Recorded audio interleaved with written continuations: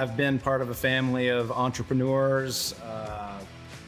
This business started in 2007, fire truck refurbishment, kind of unique, but it was kind of a combination of two industries that my dad had been in. My dad was actually in the Air Force. He was a firefighter in the Air Force and left the fire service in 1989 to start a landscape construction firm, which we ended up selling in 2006. So that's what turned into Firetrucks Unlimited, because the landscape company had like 200 vehicles, 100 pieces of equipment, a dozen dudes just taking care of all that stuff and keeping it rolling. And then the fire service, always been had relationship with my dad's old fire chief, and we came up with this dumb idea to refurbish fire trucks using some of the talent that we had from the landscape construction firm and using some of the connections from the fire service and the military and that kind of stuff. So, yeah. And so is the average client like your just local fire department that has a truck that they need to offload or they need to buy a new one? These days, yes, it is. The majority of our customers are municipal fire departments, fire districts, that kind of stuff. Initially, it was exclusively federal government, mostly military and federal contractors. Refurbishment wasn't something new to the military. Everything has multiple lives in the military: ships, tanks, planes, you name it. It has 2 or 3 lives before they, retire the equipment. So we just applied it to fire trucks, and we got some opportunities initially with the Air Force, some government contractors. We got a 5-year contract with the U.S. Navy to refurbish all their fire trucks. So it took off from there and moved towards municipal after the great financial crisis of like 2007 to 2008, 9, when municipal fire departments didn't have funding to replace their fire trucks. They saw what we were doing for the military. Maybe we can apply this to our fire trucks. Wasn't really something that anybody was doing in municipal space, but it turned out that was awesome. You guys made a market. We pretty much did, yeah. Before I start peppering with questions, I want to give a quick introduction. So as Brian mentioned, he's the founder and operator of Firetrucks Unlimited. They have over 50 employees, and they do everything from collision repair to refurbishing and selling fire trucks, and not just fire trucks. I saw some other really cool vehicles listed. So we'll get into all of that, but thanks so much for joining me, Brian. Thank you. Good to be here. So before y'all started doing the refurbishment work for the military, your average municipal fire district, they would just like buy a truck, run it down its useful life, and then replace it with a brand new truck. Is that right? Yeah. I mean, you had basically 2 options. You're a fire department that's buying brand new fire trucks, or you're maybe a rural community that's buying a used one in the secondary market. So there really wasn't like an in between. And then on the like price range, obviously it's broad, depending on what type of truck you're buying. But generally speaking, like for your run of the mill kind of ladder truck, what is the price of it new versus refurbished? Yeah, they're very expensive. It's a very expensive piece of equipment. A typical ladder truck, now there's different configurations, but they could range anywhere from $1.2 million to $2.5 million. If you see the big heavy ones with the big buckets on them and all that kind of stuff, and they call them tractor drawn aerials, which are like the hook and ladder 2-driver kind of thing. So yeah, they can get really, really expensive. Okay. And so on the refurbishment side, how much are you typically saving cost-wise?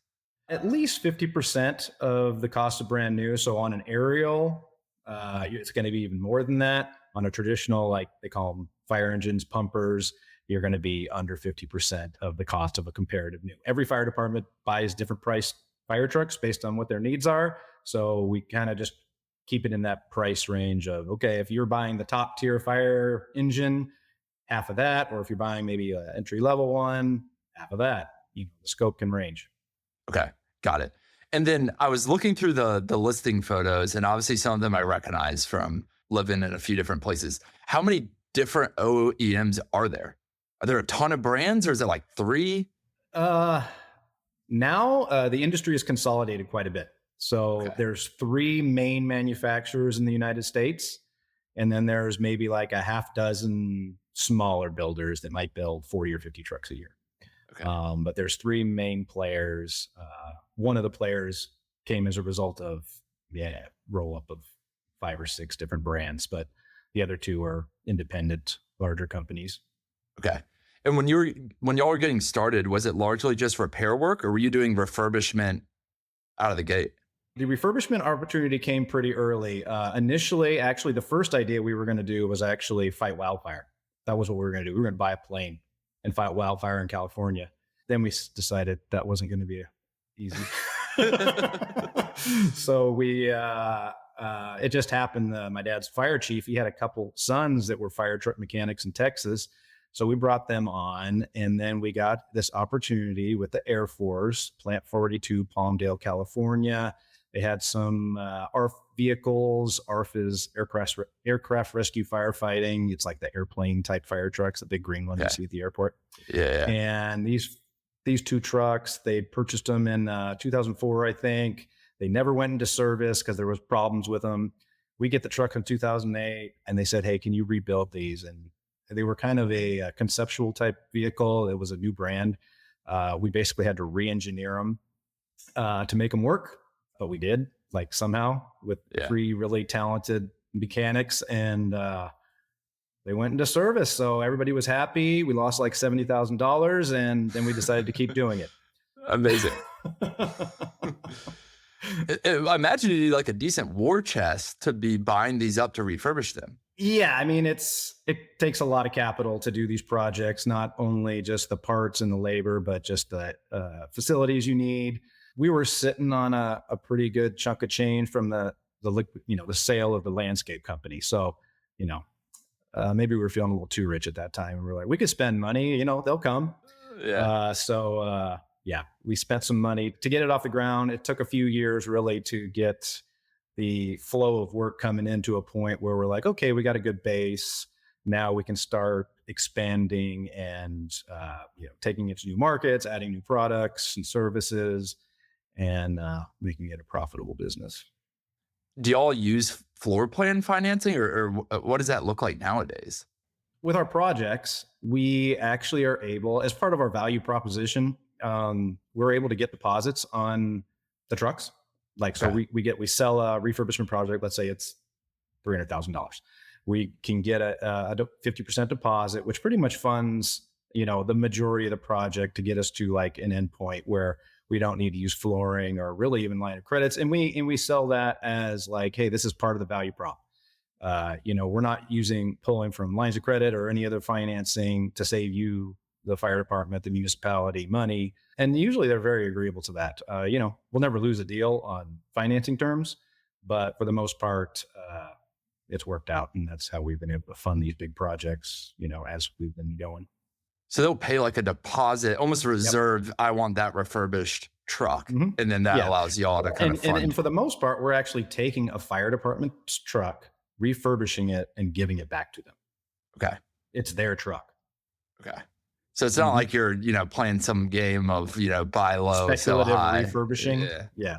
I mean, we do buy and sell fire trucks, but for the most part, the refurbishment business is, give me your fire truck.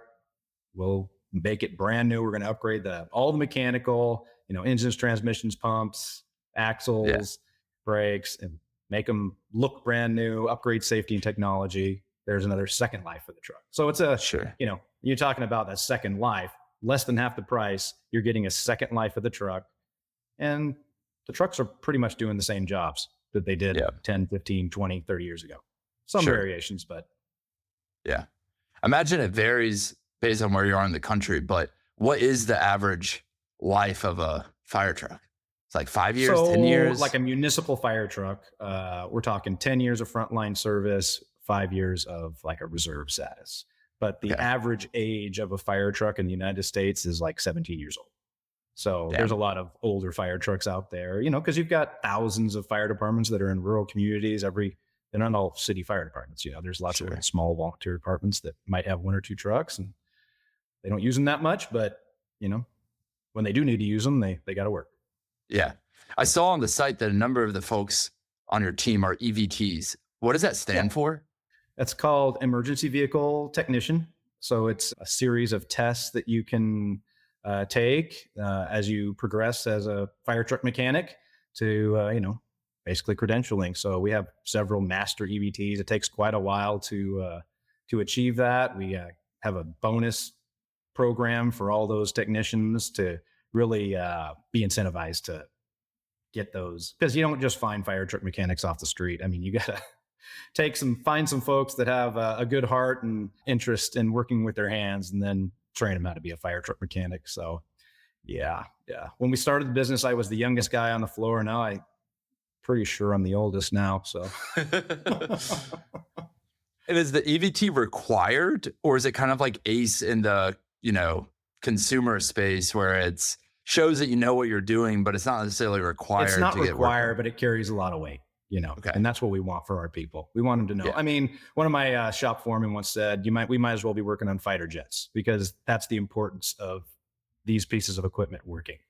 Totally. They have to work when they need to work. So we can't let someone that doesn't know what they're doing work on the truck, and then we have a problem. For sure. The second regulatory question I had was, every now and then I'll see someone in Austin owns a fire truck and drives it around. Can anyone buy a fire truck? Yeah, you can buy a fire truck. I've sold All right. fire trucks to wineries, people with ranches, the movie companies, foreign governments. Oh, wow. Just all over. All right. So I've been all over the world. I've sent trucks into war zones and remote islands, and it's pretty neat. Yeah, I bet. What's been like the craziest Firetrucks Unlimited story over the years? Well, I had one deal, ARF truck. It was for a government contractor. It was done being built, ready to ship to Iraq, and ISIS happened. So then that deal got killed. Oh man, yeah. So that kind of sucked. They did actually end up buying it a year later once things cleaned up, but that was rough. I've shipped some trucks to some very remote places that really had no way of taking trucks off of ships in a clean way. So of course there was damage, but we sent out there, we got it fixed up. Everybody was good. Everybody was happy. Oh wow. Falling off a tanker or something. Goes from a cargo ship to a ferry to a... Oh man. Is the market, typically finding you because of word of mouth, because there aren't that many people doing this? Or do y'all have like a sales force going to? Pretty small sales force, just a few folks. We have great SEO. I mean, if you're thinking about fire truck refurbishment, you're going to find us.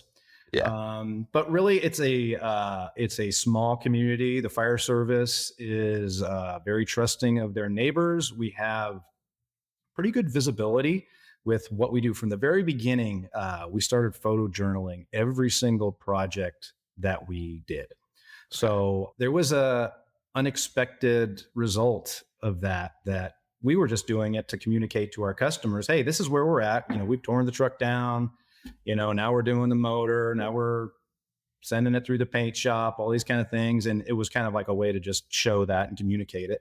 But then what it resulted, so all the stakeholders within the fire department, maybe not our direct point of contact, but everybody else, hey, our fire truck's getting refurbished, we're paying attention. But then it was all the neighboring fire departments too. They were paying attention because they were watching their neighbors and say, oh, I trust, my chief, I've known him for 20 years and we're considering this too. I've been watching what they've been doing. It looks good. So that kind of resulted in a new avenue for sales where, we just sell in a lot of strange places that we wouldn't expect to sell. And it's just because of that trust in the fire service. They trust the people that they came up with. Now they're all chiefs. They're sharing information, making those decisions. So we're at the point now where if we only do one truck in an area, we actually feel like we did something wrong. Yeah. Because they would have told their neighbors. They would have, they would have shared it, or they would have done another one, so. Sure. And that's usually the case. We're usually doing multiple to a department or neighbors or something like that. What's been the most surprising learning about kind of the firefighter market over the years? Because I imagine, it's the thing, like when you're a kid, you bake cookies for them or whatever with your mom around Christmas and you drop them off. But like the reality is probably, quite different. Honestly, yeah. I mean, I knew nothing about fire trucks when we first started. And I know a lot about fire trucks now. But, you interact with people all over the country, firefighters, fire chiefs, and there's kind of some regional similarities. You've got big city fire departments that have their processes that they need to follow procurement wise and needs they need for their job. And then you have all the way down to the one station community fire department that their expectations are different. So they're all great Sure. people, but you have to kind of, from a business standpoint, understand what the expectation is going to be at the beginning and explain clearly what we're going to be doing. So nobody gets surprised at the end when we deliver you this truck and, you're thinking it's going to be like maybe brand new or something like that. And it's like, it's going to be 90% to new, but it's still the Yeah. same truck. We're not Yeah. flipping it on its head. So For sure. How has working with your father been? it's great. My dad has always been a grinder from like the day I was born. He worked up, fire service. He worked up at the test site up in Nevada, up north when they were developing stealth bombers up there. So he was gone Sure. for long periods of time. And then when the landscaping, he was working 6 days a week, and then at home, seventh day, just working at home. So definitely got that work ethic from him. It is a little tricky sometimes being in a family business, now being 20 years now that I've been doing this. There's a different way to earn respect from the team because, there can be just an assumption that, my dad owns the business, right? Or we started this together. So you have to earn the respect of the team. But we got great guys, and over time that'll happen. So that's sometimes a trick of a family business. Also, sometimes it overflows into family time too. So you got Sure. your work, You gotta switch and they're off. like, okay, now we're at someone's birthday party. Let's Yeah. talk about work some more. Yeah. For sure. What has been your approach on the team stuff? You just show them. You show them what you're capable of. So it's not too hard. That you're just like, okay, I'm in it side by side. You around the table, and we're figuring these problems Yeah. out. I'll give you an example. One time, we treat the production like manufacturing. You might approach something like this like a service type job, where okay, we're going to bring your truck in here. We're going to do an assessment. We're going to say, okay, it needs a new transmission. And we're going to ask you, hey, do you want to do the transmission? And then they got to get approval, and then it's going to come back. We took a different, and this is totally unique. No company would ever do such a thing, but we basically developed a spec and said, hey, this is our experience. This is what we think you should do to get a second life out of the truck. We can make it work within your budget. And we're just going to like come up with a scope of work, and we're going to do the job. And it's not going to be a lot of like back and forth. And that helps us with speed, Yeah. because we don't want to, we got a lot of projects going on at any given time, and any delays are not good. So we want to treat it like manufacturing, flow of work, materials procurement, all those things we got to go at the speed of light. So we went through lean manufacturing exercises, which was great as a team to kind of like assess how to improve the way we build trucks. So we're like, how do we shave even just like a week off like the front end? So like we went through our first station, which was engines, transmissions, and driveline. And we're like, okay, how can we shorten the time it has to be at that station?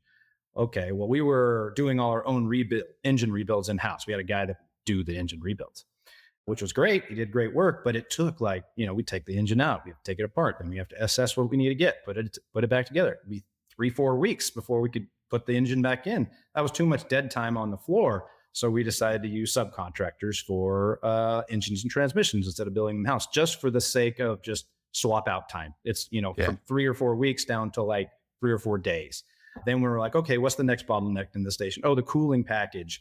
We have to get it recored locally. That still takes 2 weeks. Okay. Can we take the cooling package before we even bring it into the shop? No, we can't do that. Can we? Are we sure? Can we not do that? We can. It's just a little bit harder to do it before you get the engine out. So let's try it. So those kind of exercises, we got it down to like 7 days from like 30.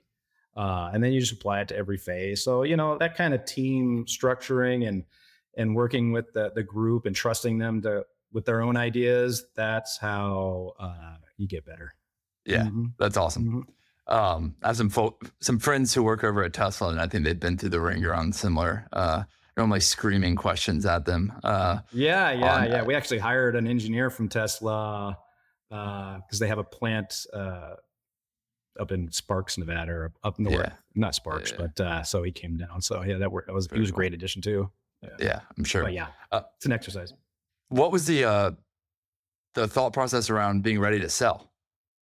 I guess you, as a business owner, you always think about that. So, the landscaping firm, we sold because, I worked as a CPA out of college. That was my first job before I came back to the family business. But some folks that I had dealt with there, one was the private banker for Bank of America here in town. The other one worked with me in litigation support at the firm. They started their own private equity firm. They knew they wanted to be in construction and gaming in Las Vegas. So we made the deal. I went through that seller side. That was grueling. I was I'm only sure. 26 at the time, but it was Yeah. a 700-page document and a lot of due diligence and Wow. negotiation. So got to experience that for sure. And that was and then on the day before it sold, my mom actually said she didn't want to do it, but I was, oh no, we're doing this. This is happening, Mom, and I think she's happy that decision was made.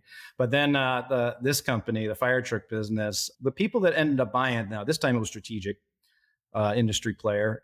They actually came with an offer maybe 3 years prior, or maybe 2 years, and at that time, the business was not where I wanted it to be value wise. It wasn't like we Sure. hadn't grown it enough to feel like it was ready to sell and transition.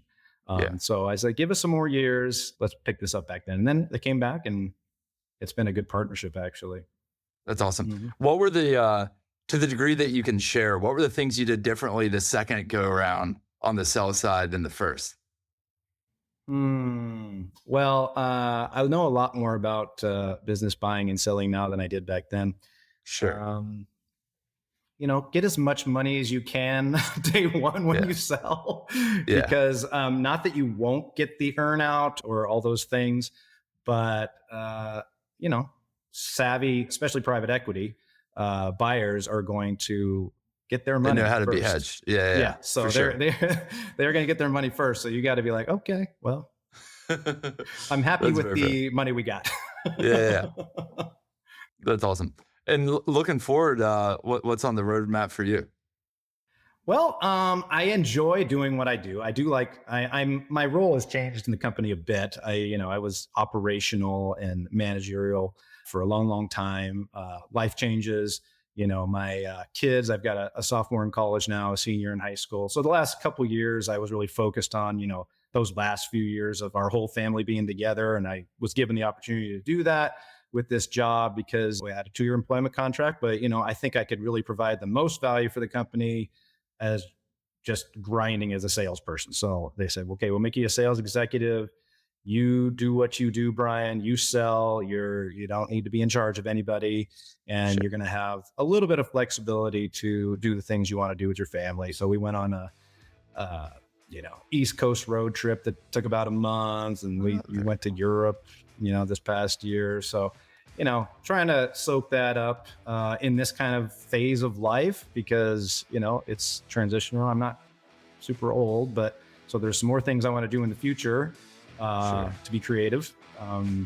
But, right now is a good time for being able to soak up that family time and then start grinding again when, Yeah. at least the second one's gone off to college. Yeah. Yeah. Sure. You can't get that time back. Mhm. Awesome, Brian. Well, this is it's been really cool to hear about Firetrucks Unlimited and y'all's story. So thank you so Mhm. much for giving me some time. Thanks, Will.